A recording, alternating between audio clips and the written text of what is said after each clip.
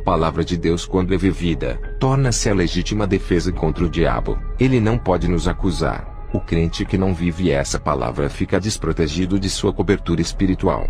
A palavra de Deus tem suprido meu espírito e me dado forças para vencer as provas. Jesus tem cuidado de mim como uma criança recém-nascida. Todo o meu crescimento espiritual foi concedido pelo Espírito Santo. Ele tirou toda a maldade do meu coração, me libertou de todo o pecado que me impedia de crescer espiritualmente. Ele purificou a minha alma e o meu espírito, fertilizou meu interior com a sua palavra e fez germinar os frutos espirituais. Essa semente que cresceu em meu coração tem dado bons frutos e vem amadurecendo a cada ano. Isso explica que eu estou em processo de transformação. Fui para a cidade de Bogotá, na Colômbia, pregar a palavra. Fiz uma campanha em um bairro pobre, em uma igreja pequena. Fiquei preocupado com aqueles irmãos. O seu pastor disse que os irmãos já não são mais os mesmos. Perderam o calor espiritual, já não pregavam mais como antes, e aceitaram viver nessa situação de pecado. Alguns dessa igreja saíram em busca do calor que perderam, e foram para outros ministérios. O defeito não estava na igreja, estava em suas atitudes. Eles decaíram na fé, estavam à procura de igrejas que acendessem suas chamas. Jamais encontrariam essas chamas em outras igrejas se não se arrependessem de seus pecados. Se buscassem ao Senhor se arrependendo de seus pecados, aqueles galhos secos iriam enverdecer, e suas folhas cairiam e nasceriam outras novas. Os galhos floresceriam igual às flores da vara de Arão, provando que ele era santo e capacitado para ser escolhido. O galho seco não tem o Espírito Santo. Está sedento de Deus e procura meios para matar essa sede. Não tem consolador que possa encher-te. Está morrendo espiritualmente. Se Jesus é a vida e o crente está morrendo, é sinal de que ele está longe da fonte da vida que mata a sua sede. Muitos dizem: você não tem medo de ser assassinado por aquilo que fala? Eu disse: a minha segurança não é confiar em mim, mas naquele que me deu a vida. Somente ele é quem pode tirá-la. Tenho convicção de que ele é comigo e me livrará de todo o mal.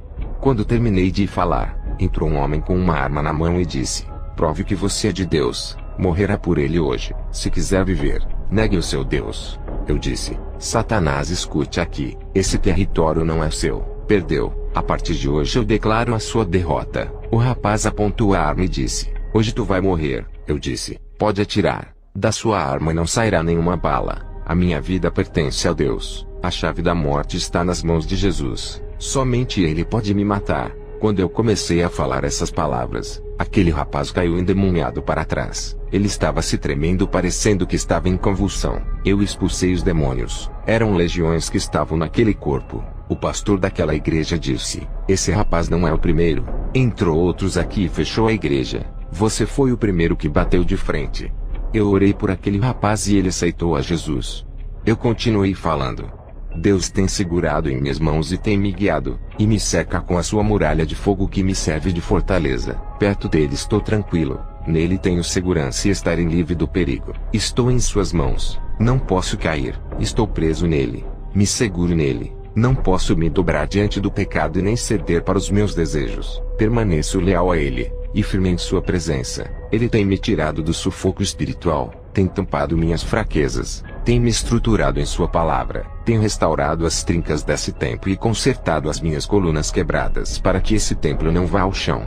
O pecado tentou entrar nesse templo e destruí-lo. O selo do Espírito Santo impediu que o pecado entrasse em mim, e lacrou as portas desse templo.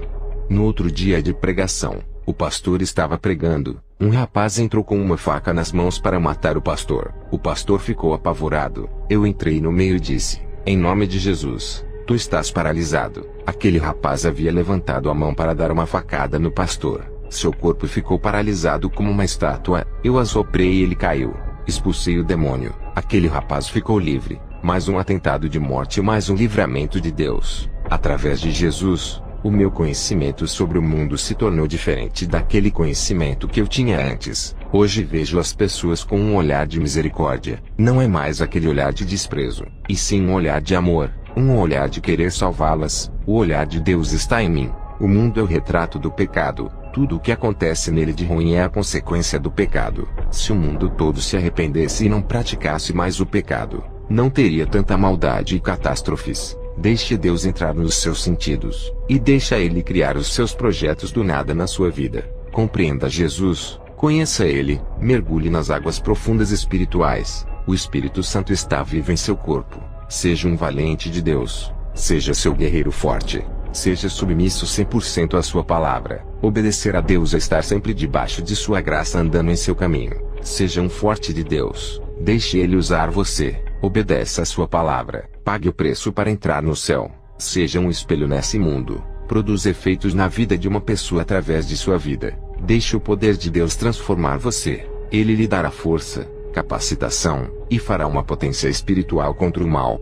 Depois do culto, eu fui para a casa do pastor. No dia seguinte, uma mãe aflita ligou para o pastor e disse: "Vem aqui na minha casa. Meu filho está louco." Na mesma hora recebi uma visão. Vi um rapaz moreno perto do computador vendo o Facebook. Um espírito maligno saía da página e entrava pelos olhos indo para sua mente ficando alojado em sua cabeça. O Senhor abriu mais a minha visão. Do outro lado do computador tinha um senhor conversando com esse rapaz. Ele amaldiçoava as fotos do rapaz e jogava feitiços do outro lado. Ele era um satanista que o rapaz conheceu na rede social. Fui na casa do rapaz que estava louco. Expulsei o demônio. Falei para ele não usar mais o Facebook. Ele disse que não iria mais usar e se converteu ali mesmo. Fui ministrar em outra igreja, e foi-me revelado o estado daquela congregação. A mensagem para aquele lugar foi sobre as paixões do mundo que domina a cabeça. Outros irmãos tomavam decisões erradas quando estavam nervosos e com o emocional à flor da pele. Tudo isso tirava a razão, deixando eles irracionais sem equilíbrio mental, indomáveis e explosivos. A oração iria amortecer as suas carnes e domar seus corações, controlando seus pensamentos e temperamentos. Muitos ali estavam sendo enganados pelos falsos profetas por não saberem a palavra de Deus. Eles não tinham entendimento da palavra. Eram ouvintes e não praticantes. Eles não deixavam o Espírito Santo lhe usarem. Não deixavam ele comandar a ministração e conduzir. Eu exortei eles a se prepararem, examinarem suas vidas, se corrigirem, obedecerem ao chamado, não fazer as suas vontades e fazer aquilo que Deus queria. Sejam um instrumento nas mãos de Deus. Sejam úteis para o trabalho de Deus. É tempo de plantar para Cristo e colher os seus frutos. Seja um agente para a execução do trabalho de Deus. Deus lhe dará recursos celestiais para alcançar almas. Quando a igreja terminou, fui embora para onde eu fui hospedado. Ao chegar lá, dobrei os meus joelhos. Orei sem cessar até as 4 da madrugada. Senti o meu corpo explodir de unção. Uma eletricidade tomou conta de mim. Caí com o rosto no chão. Meu espírito saiu. O anjo Gabriel desceu até o meu encontro. Ele disse: "Kenzo, está preparado para mais uma experiência?" Eu disse: "Estou." Subimos ao céu. O portão celestial se abriu e eu entrei para dentro do paraíso. Que saudades voltar para esse lugar. Os anjos do céu me receberam. Eu não sabia, mas o meu nome era popular no céu pelas obras que eu fazia na terra e pela vida que eu vivia na terra. Os falsos profetas, apesar de terem sua fama na terra, seus nomes não são citados no céu. O anjo me disse: "Satanás quer destruir a igreja através do pecado. Diga para eles rejeitarem o mundo e o que Satanás lhe oferece. Diga para matarem a vontade da carne e seus desejos dos corações. Aqueles que estão em Cristo e vivem uma vida santa, nenhum mal lhe atingirá, nem feitiçaria poderá te fazer mal, pois a santidade é sua armadura. Diga para a igreja fazer obras de caridade, ajudarem os oprimidos e aqueles que necessitam. A pessoa que você ajuda hoje, pode lhe ajudar amanhã se tiver gratidão. Diga para eles ajudarem sem esperar nada em troca. Sejam generosos e não interesseiros, a retribuição virá de Deus, seja na terra ou no céu." Jesus disse: "Meu servo, tu sempre teve dúvidas sobre a salvação de Salomão. Hoje irei revelar a ti onde Salomão se encontra."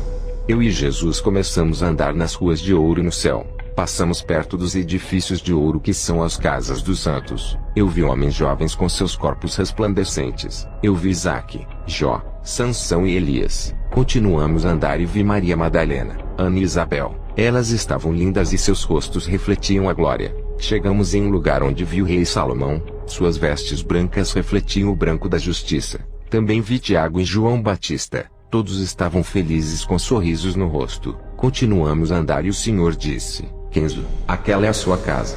Ao olhar, eu vi um grande prédio de ouro. Depois entramos na sala das coroas. O Senhor me mostrou a minha coroa. Também vi as minhas vestes brancas, a qual eu vou me vestir quando eu for morar lá. Vi os meus galardões que eu juntei na terra através do meu trabalho para Cristo. Jesus me disse: Estamos em um tempo onde muitos estão famintos espiritualmente. Eles não sabem como se alimentar, e procuram prazeres no mundo e não conseguem suprir suas necessidades espirituais com aquilo que é passageiro. O pecado pode alimentar a carne, não o espírito, e nada adiantará, pois o meu espírito se alimenta de mim e de minha palavra. Outros procuram falsas religiões e se alimentam de demônios e de pães imundos. Eles bebem das fontes de águas sujas e poluídas. Tudo isso causa mal-estar espiritual. Diga para minha igreja se esforçar na minha doutrina pura e santa, sem contaminação com filosofias vãs e teologias falsas. Muitos bispos e apóstolos tiveram suas mentes cauterizadas pela teologia. Não têm experiência com Deus. Vivem mortos na letra, sem direção da minha verdade. Apenas se baseiam em suas opiniões e pensamentos teológicos diferentes um do outro. Eles procuram a verdade em teologia dos homens. Não procuram a verdade em mim. Eu quero habitar neles através de meu espírito. Esses homens misturam a verdade de Deus com opiniões teológicas. Eles oferecem para as pessoas famintas uma meia verdade e uma meia mentira. Eles não procuram ter uma experiência com Deus e estão ligados com o mundo. São apenas estudiosos acadêmicos. Não são praticantes. Conhecem um Deus nos livros de teologia, não me conhecem como pessoa. Amam o mundo e o que nele está. Sua relação com o mundo é tão forte que eles não querem mais largar. Experimentam mais as delícias do mundo e não experimentam o sobrenatural de Deus. O mundo lhe oferece apenas algumas horas de alegria. Tudo é ilusão e passageiro. São armadilhas para a morte. Estão aliançados como o mundo. São como ratos atraídos pelo cheiro da comida, e caem na ratoeira da morte armada por Satanás. Depois eu voltei para a terra e fui para a igreja ministrar. Uma irmã da igreja me pediu para fazer uma visita em sua casa. No outro dia, eu orei pela irmã e disse: eu irei em sua casa fazer uma visita e uma oração. Ao chegar em casa dobrei os meus joelhos no chão. O Senhor falou comigo dizendo: não vá na casa daquela mulher. Satanás irá usar ela com mentiras para escandalizar o seu ministério. Lembra de José que foi escandalizado pela mulher de Potifar. Essa mulher irá fazer o mesmo contigo.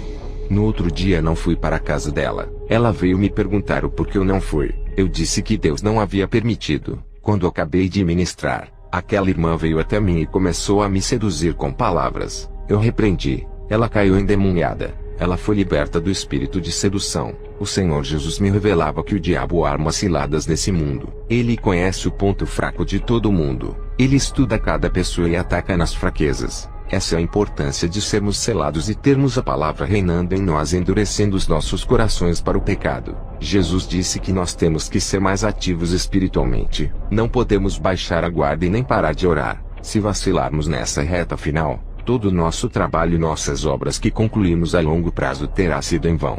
Eu tenho andado em várias igrejas. Tenho tido visões de uma mulher adormecida vestida de noiva dormindo em um sono profundo. Uma sonolência espiritual. Vamos sair dessa sonolência espiritual que não deixa vocês acordarem para a realidade do mundo espiritual. Esse sono não deixa vocês enxergarem os seus pecados. Não sabem mais diferenciar o certo do errado. Tudo é comum. O pecado é normal. Esse sono está tirando suas consciências daquilo que é espiritual. Seus olhos estão fechados para o pecado, e não se abrem para olhar para se corrigirem. Não sabem o que estão fazendo. Viraram pessoas sonâmbulas andando sem consciência das coisas. Andam em caminhos tortos pensando que estão na graça. Acordem. Vocês estão em uma guerra espiritual contra as forças do mal. Somente os fortes vencerão e os perdedores serão entregues para as legiões malignas. Serão presos e encarcerados no inferno. O galardão dos crentes perdedores são prisões e condenações eternas. Seu inimigo Satanás está tão perto de vocês, agindo diante de seus olhos, e vocês não acordam para ver.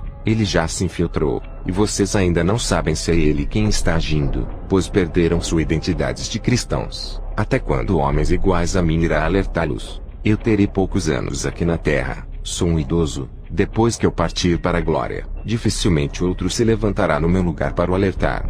O relaxamento espiritual está entrando, e isso abre aberturas no mundo espiritual para os demônios entrarem. Muitos já não ministram como antes. A unção não é a mesma. A sua comunhão com Deus está se rompendo aos poucos. Eles precisam de um renovo espiritual. Busque o avivamento do Espírito Santo. Vejo irmãos abatidos na hora da pregação.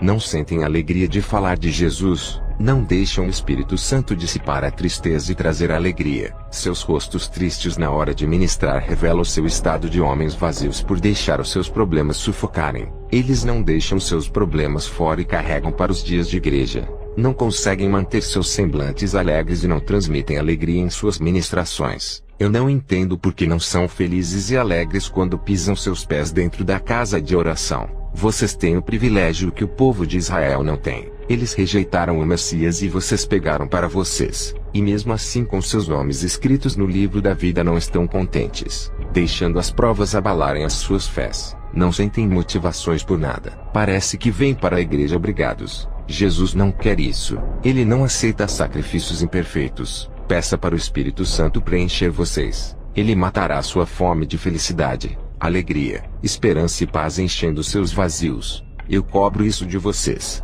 Cobro também no meu ministério que está nos Estados Unidos. Sei que tenho que entregar o rebanho puro e sem mácula no dia do juízo. Não quero ser responsável por nenhuma alma que se perder e não se salvar. E quando eu estou triste eu dobro os meus joelhos e choro até ser consolado. O Espírito Santo me dá alívio e tira a minha dor. Quando me levanto, estou alegre. Subo no altar rindo como representante do Evangelho. Nunca subi no altar triste. Temos que ser fortes. Perdi o meu filho David. A morte traz dores. Nem tudo o que perdemos é um mal, pois a perda representa a transformação. Isso muda o coração em relação à vida. As dores físicas e emocionais nos fazem assumir uma posição de guerreiros diante da situação, e isso agrada a Deus, nos traz para perto dele, e nos faz despertar espiritualmente. Deus testa a nossa fé para ver se estamos firmes nele. A nossa fé nele nos firma nele e nos faz enxergar a Cristo. Não conte seu problema a ninguém. Conte para ele. Somente ele pode resolver. Dobre os seus joelhos e fale com Deus. Descanse e ele resolverá. Não fique cobrando ele. Deus não se esquece de você. Mesmo que olhe para o seu problema e veja ele grande demais. Lembre-se de que você tem um Deus grande, e muito maior do que qualquer problema seu. Mesmo que seu problema seja longo e pareça que nunca vai passar, lembre-se, Jesus é o dono do tempo e determina tudo. Ele te dará a resistência de esperar e fará a sua paciência ser mais longa do que seu problema. A sua fé é mais forte do que todas as suas dificuldades. Quando eu conheci a Deus, foi nas maiores dificuldades da minha vida que enxerguei Ele dentro da fornalha comigo. Tive que entrar no mundo espiritual para conhecer a Deus e todo o seu plano. O Espírito Santo invadiu o meu ser de uma maneira que fiquei sensível ao seu toque. Minha sensibilidade espiritual ficou aguda, senti mais prazer de ficar em sua presença. Satanás apareceu para mim e tentou me desanimar. Ele disse que por mais que eu pregasse a santidade, amor, perdão e o arrependimento, por mais que eu conservasse essa doutrina não teria êxito mundial, pois ele me falou que criou falsas seitas como Mormons, Testemunhas de Jeová, Adventismo e outras seitas com aparência de igrejas caridosas e bondosas para contaminar a sã doutrina, e que era tarde demais para eu espalhar a doutrina verdadeira, pois ele estava multiplicando as suas seitas enganosas pelo mundo. Satanás foi embora e eu tive uma visão. Vi uma noiva de preto, uma falsa igreja sentada no trono e reinando. Uma voz me dizia: está multiplicando igrejas falsas. Irei buscar a minha verdadeira igreja antes que ela seja contaminada e enganada pelas falsas noivas, a noiva de Satanás. O Espírito Santo me revelou divisões dentro das igrejas, por causa de brincadeiras ofensivas que irritam o próximo e não respeitam o irmão que não gosta de brincadeiras. Vamos ser maduros para as coisas de Deus e crianças para a malícia desse mundo. Se acostumem em andar na doutrina. Sei que é difícil. Logo se acostumarão. Sejam viciados em orações todos os dias. Caiam nessa rotina espiritual. Vivam uma vida santa. Se viverem uma vida relaxada na presença do Senhor, ninguém dará crédito por suas palavras. Você é a palavra que prega, assim como Jesus é a palavra. Muitos vivem uma vida de pecado. Não ganham mais almas por escandalizarem o Evangelho. Caíram em descrédito por causa de seus testemunhos. Os falsos mestres, doutores da mentira, estão dentro das igrejas usando a própria palavra de Deus para enganar, como Satanás usou a palavra de Deus para enganar a Jesus no deserto. Se não estivermos revestidos com as armaduras da santidade, seremos presas fáceis. O diabo não se importa com crentes que buscam bênçãos materiais. O materialismo para o diabo não tem valor nenhum. É perecível. O diabo se importa com aquilo que é eterno. Os que buscam as coisas espirituais, quem busca morar no céu, coisas não perecíveis, tudo isso incomoda o diabo. Ele sabe o que perdeu, jogou sua herança fora, sabe o que é bom e não quer que consigamos o que ele já perdeu. Ele colocará obstáculos e impedimentos espirituais para vocês não crescerem espiritualmente. Para Satanás, é melhor que fiquemos ricos e milionários na terra se desviando, do que termos galardões no céu. Ele prefere que conquistemos o mundo, sejamos poderosos aqui ao invés de conquistarmos o céu, pois a riqueza corrompe, e a riqueza dessa terra acaba. Já as dos céus são eternas. Nossas riquezas não estão nesse mundo, estão sendo armazenadas no céu para onde iremos morar, para que ajuntar tesouros na terra, se quando morremos não levaremos nada. Tudo vai ficar aqui, para onde vamos não levaremos, pois o noivo nos levará e deixará os nossos bens. Que todos que ouvem esse testemunho venham a se reconciliar com Deus, que venham a receber uma unção especial ao ouvir essas palavras. Amém.